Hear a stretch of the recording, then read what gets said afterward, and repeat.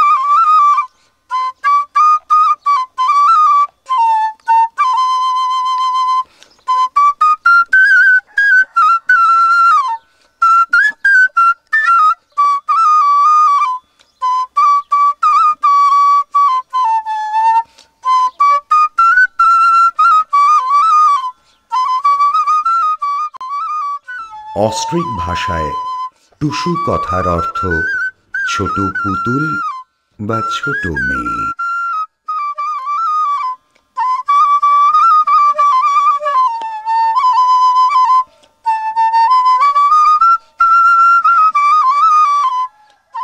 আসলে পশ্চিম সীমান্ত বাংলার জনজাতিদের এক লৌকিক শস্যোৎসব টুসু।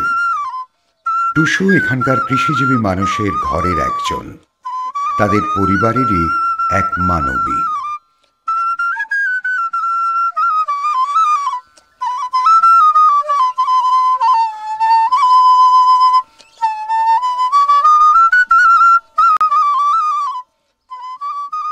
গ্রামের কৃষিভিত্তিক লোকসমাজ ধানের তুষকে ঘরে এনে মেয়ের মতো আদর যত্ন করে, কখনো বা দেবী ভাবনায় পূজা করে আর নিবেদন করে নিজেদের সুখ দুঃখের কথা।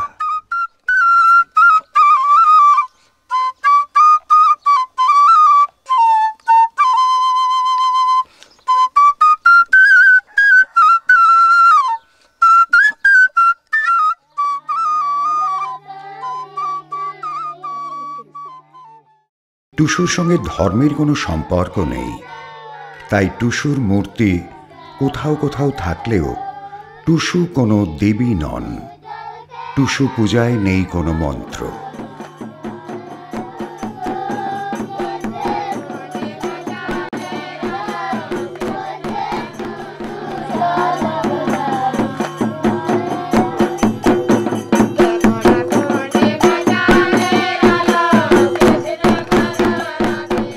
রাঢ় বাংলার বিস্তীর্ণ অঞ্চল জুড়ে অঘ্রাণ মাসের সংক্রান্তি সন্ধ্যায় যে লোক উৎসবের সূচনা হয় তাকে বলে টুসু।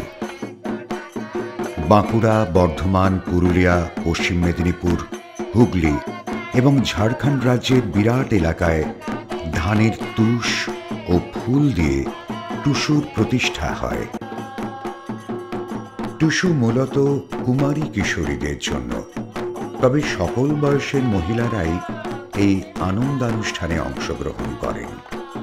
আজকাল পুরুষেরাও যোগ দিচ্ছেন নানাভাবে।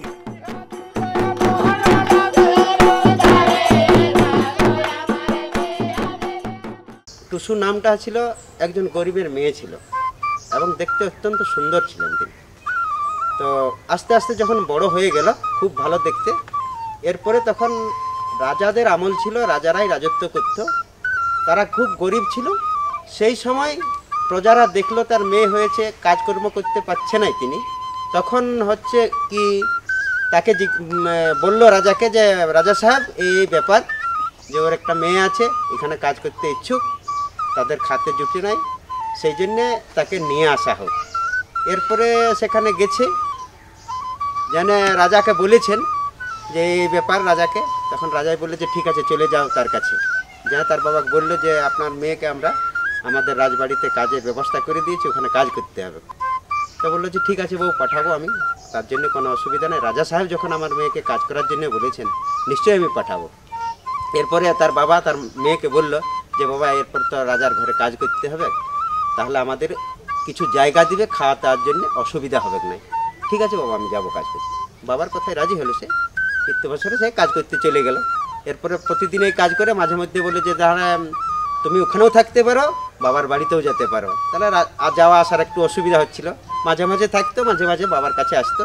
2 দিন 3 দিন 4 দিন কাজ হওয়ার পরে বাবার কাছে সে করলো আর কি তার অসুবিধার কথাটা, যে বাবা আমার শরীরের উপরে এরকমভাবে একটা অত্যাচার তারা চালাতে চাইছে, আমি সেখানে কাজ করতে পারবো না। তো বলছে, তার মেয়েকে বলছে যে বিটি তুমি যদি সেখানে কাজ না করো তাহলে আমরা খিদায় মরে যেতে হবে, সে যে কোনো হোক আমি কাজ করতে পারবো না। না, ওর মেয়েকে সেইভাবে বোঝালো যে না তুমি যাও কাজ করো, কোনো অসুবিধা হবে না। মেয়ে বলছে ঠিক আছে যাবো, তবে যখন বলছে বাবা তখন আমি যাব। সেদিনে বাইর হলো ঘর থেকে বাইর হয়ে তার মনের একটা উদ্বেগ আসলো যে না আমি এইভাবে তো ইজ্জত দিতে পারি নাই। তো বলছে কি করব আমি, মনে মনে চিন্তা করে নিয়ে সে বললো যে আত্মহত্যা করে দিব। চলে যায়। সেই দিনটাই মকর সংক্রান্তির দিন, সেই থেকেই কিন্তু টুসুর উৎপত্তিটা এসেছে। আর সেই সময় থেকে কুমারী মেয়েরাই মূলত টুসু, আমাদের পুরুলিয়া জেলায় টুসুটা কুমারী মেয়েরাই সাধারণত করে, অন্য কারো অংশগ্রহণ বেশি নেই। ছেলেরা গান টান করে, কিন্তু মূলত হচ্ছে টুসুটা পাতায় যখন কুমারী মেয়েরাই করে।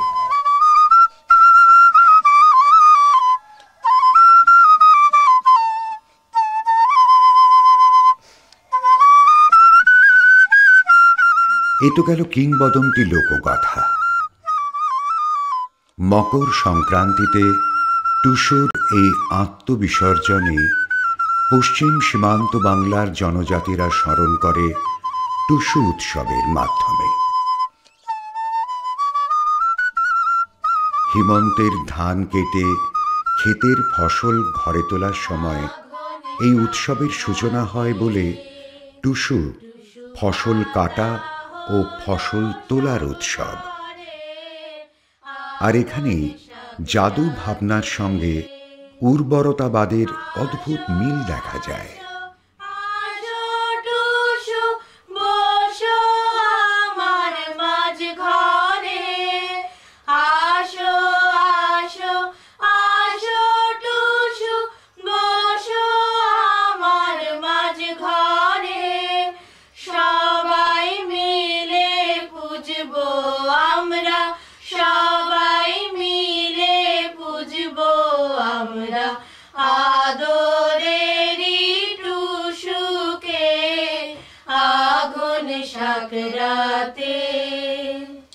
টুসু পাতা হলো সব ঘরে, আগুন সাকরাতে। টুসুর নামকরণ নিয়েও রয়েছে নানা মত। কেউ বলেন পুষ্যা বা তস্য নক্ষত্রের থেকেই টুসু বা টুসু নামকরণ।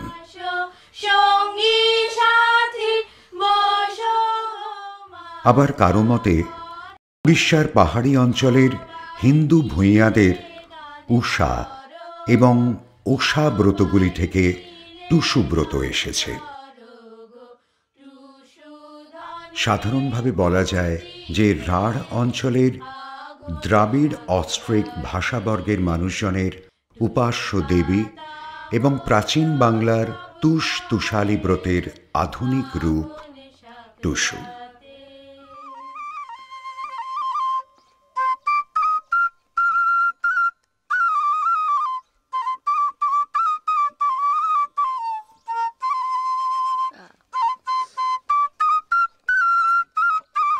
টুসুর মূর্তিকল্পনায় হিন্দু ধর্মের পৌত্তলিকতার প্রভাব দেখা যায়।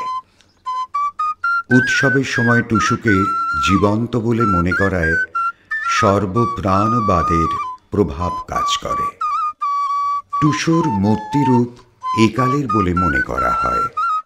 টুসুর মূর্তিরূপ বিভিন্ন ধরনের, কোথাও বাহনহীনা, গভীর হলুদ, আবার কোথাও লক্ষ্মীরূপা, গঙ্গারূপিণী।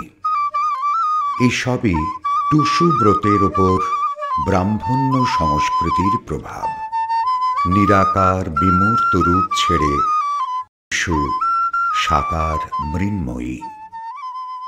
টুসু একটা মেয়েদের ছেলেবেলাকার পুতুল খেলার মতো।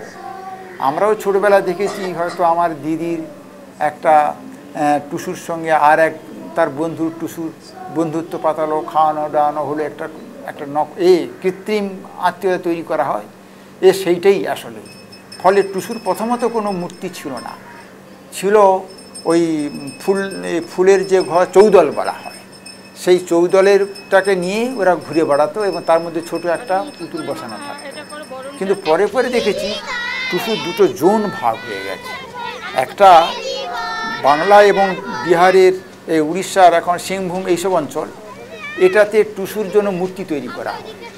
কিন্তু রাঁচির কিছু ক্ষেত্রে দেখেছি, যেমন জহ্না ফলসে কিংবা রাজারাপ্পাতে, এসব জায়গায় দেখেছি টুসুর কোনো পুতুল নেই, সেখানে চৌদল, শুধু চৌদল। মানে আমার চোখে ডিস্টিংক্টলি দু প্রকার টুসু চোখে পড়ছে উৎসব। এক জায়গায় একদিকে শুধু চৌদল, কোথাও কোথাও শুধু গাছ টাছ নিয়ে টুসু নিয়ে বেরিয়ে শুধু গাছ, আর এক জায়গায় শুধু পুতুল, এবং পুতুল মানে দেবী মূর্তিও না, এক জায়গায় পেয়েছি গঙ্গার মূর্তি। এরকম আছে যে টুসু আমাদের গঙ্গারই প্রতি, মকর পূজা ওই জন্য মকরের দিন হয়। টুসুকে কোথাও তার ছেলে বলে বলা হচ্ছে, টুসুকে কোথাও তার মেয়ে বলে বলা হচ্ছে, এবং নানা রকমভাবে টুসুকে করা হয়েছে। কিন্তু টুসুকে দেবী হিসাবে আমাদের বাঙালি গবেষকরা যারা বলছেন, মানে আমাদের সব ক্যারেক্টারই, চরিত্রই পরবর্তীকালে দেবী দেবতাতে যা যে আমাদের প্রিয় করে ফেলি, টুসুর ক্ষেত্রে তাই হয়েছে।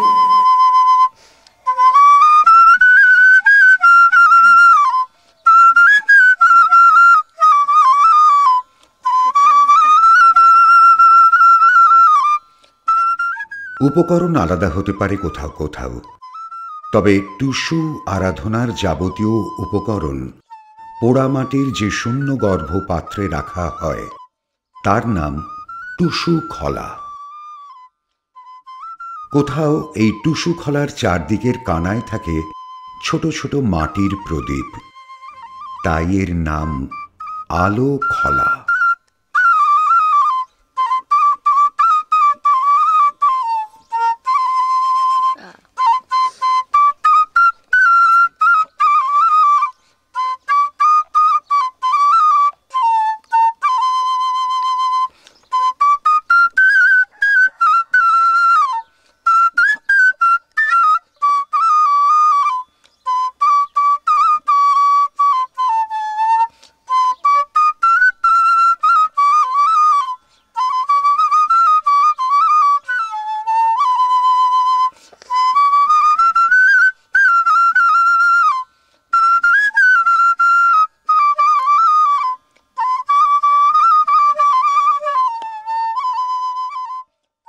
আবার কোথাও রঙিন কাগজ, শোলা, কঞ্চি দিয়ে তৈরি উঁচু মন্দিরাকৃতি বস্তু, যার নাম চৌদল।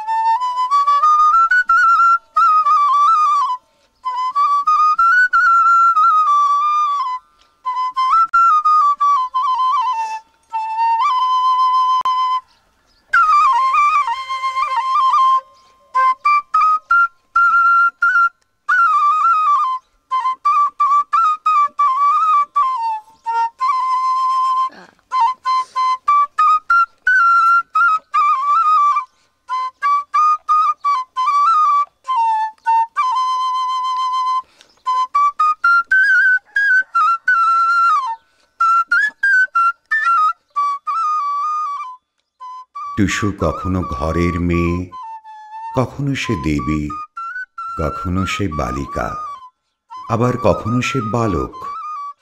শাক্ত পদাবলীর প্রভাবে দেবী টুসু মানব জীবনে মিশে যান।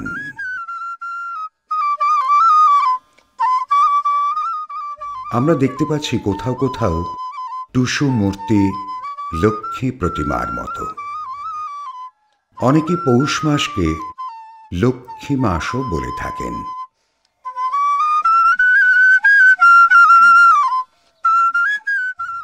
টুসু পূজার প্রধান উপকরণ কমলা সোনালী রঙের ধানের খোলা বা তুষ।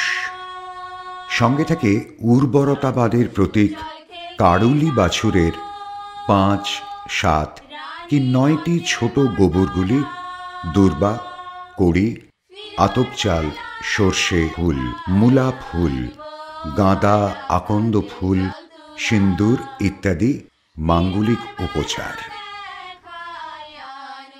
যেখানে টুসু খলা থাকে সেখানে খড়ি মাটির আলপনা দেওয়া হয়।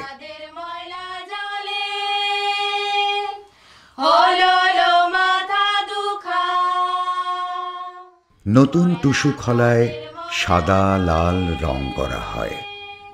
সেখানে রাখা হয় ধানের তুষ, সাজানো হয় আকন্দ, গাঁদা ইত্যাদি ফুল দিয়ে। বাঁদু নামে এক ধরনের লাল ফুলও দেওয়া হয়।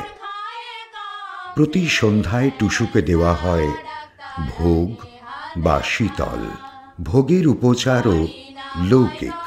থাকে হলদে মুড়ি, নারকেল পুর, ছাঁচি পুর, তিল পুর ইত্যাদি।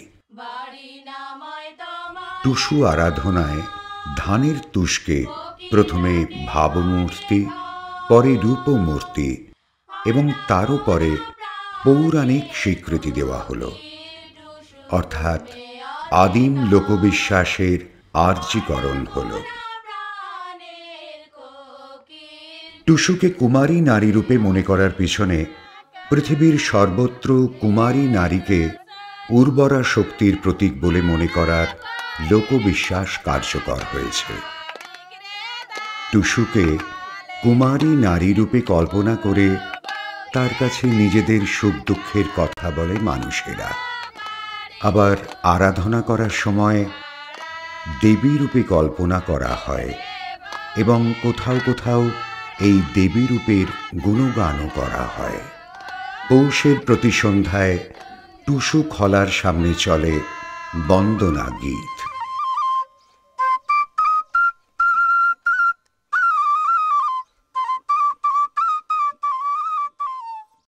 সারা পৌষ মাস ধরে টুসু ব্রত পালন করার পর এবার সংক্রান্তির 3 দিন আগে থেকেই শুরু হয় টুসু পরব বা মকর পরব।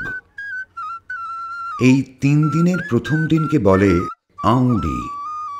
এদিন লক্ষ্মী দেবীকে আবাহন করার জন্য ঘর গৃহস্থালী এবং পোশাক পরিচ্ছদের শুদ্ধিকরণ হয়।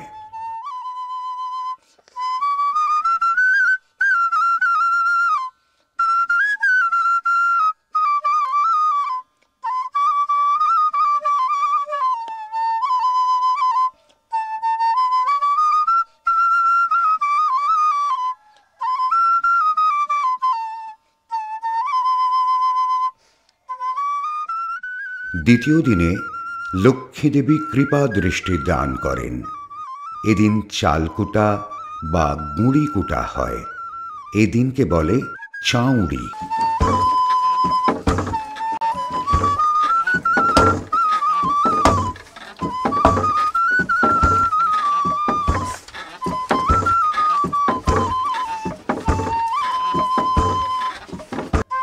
তৃতীয় বা শেষ দিনে লক্ষ্মী দেবী গৃহবন্দিনী হন। এদিন হল বাউড়ি। এদিন কারো ঘরে আর অভাব থাকে না। ঘরে ঘরে পিঠে পুলি তৈরি হয়। প্রতি বাড়িতে নতুন ফসলের যে নতুন পিঠা, অর্থাৎ নতুন ধান উঠেছে, তার জন্য যে নতুন পিঠে তৈরি হচ্ছে। এবং এই যে ঘরে ঘরে সেদিন বিশেষ করে আচকা পিঠা, ডুমু পিঠা তৈরি করছে, গুড় পিঠা, নানা ধরনের পিঠা। কিন্তু একটা পিঠা কোনো লোক মারা গেলে সেটা তৈরি করে না, সে বছর তৈরি হয় না, সেটা উঁধি পিঠা। এই বাউড়ি দিনে টুসু ব্রতের শেষ দিন। শীতের সন্ধ্যা থেকে সারা রাত ধরে চলে টুসু গান। টুসু ব্রতকারিণী কুমারীরা হাত পা ধুয়ে কাঁচা জামা কাপড় পরে শুদ্ধ মনে সন্ধ্যা দ্বীপ দেয়। তারপর টুসু খলাকে বা আলো খলাকে পরিষ্কার জায়গায় এনে চারপাশে বসে সমবেত কণ্ঠে ধরে বন্দনা গান।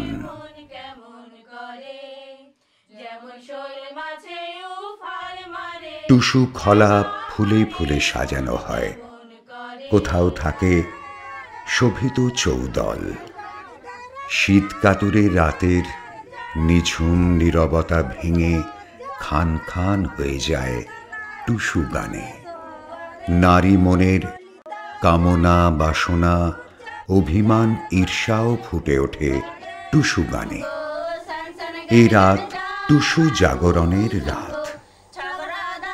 মূলত কিশোরীরাই রাত জেগে টুসু গান করেন। কখনো কখনো বয়স্ক মানুষরাও এতে যোগ দেন। কোজাগরী ব্রতকারিণী কিশোরীরা পাড়ায় পাড়ায় নিজেদের টুসুর রূপ বর্ণনা করে। আর এই রাতে খেটে খাওয়া মানুষের জীবনের সামাজিক অনুশাসন যেন হঠাৎ শিথিল হয়ে যায়। টুসু গানের কথায় সুরে প্রাকৃত জীবনের শরীরী প্রেমের আবেগ, আনন্দই প্রধান হয়ে ওঠে। অবশেষে ভোর হয়। ক্লান্ত তরুণীরা ভাঙা গলায় গান গাইতে গাইতে টুসু খলাকে স্থানীয় নদী বা জলাশয়ের দিকে নিয়ে যায় চৌদলে বসে। কখনো শোভাযাত্রা সহ এই বিসর্জন হয়।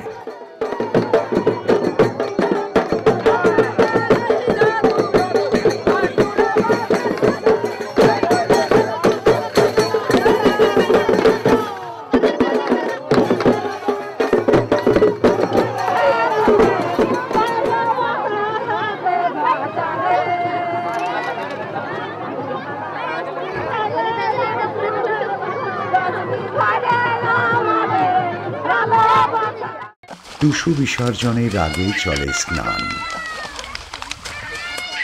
অবশেষে বিসর্জন। বিসর্জনের বেদনার ভার ফুটে ওঠে সবার মনে। গানের কথায় সুরে সেই বেদনা বহতা। অশ্রু সজল চোখে বিরহী সুর প্রাকৃত মানুষজনের গলায়।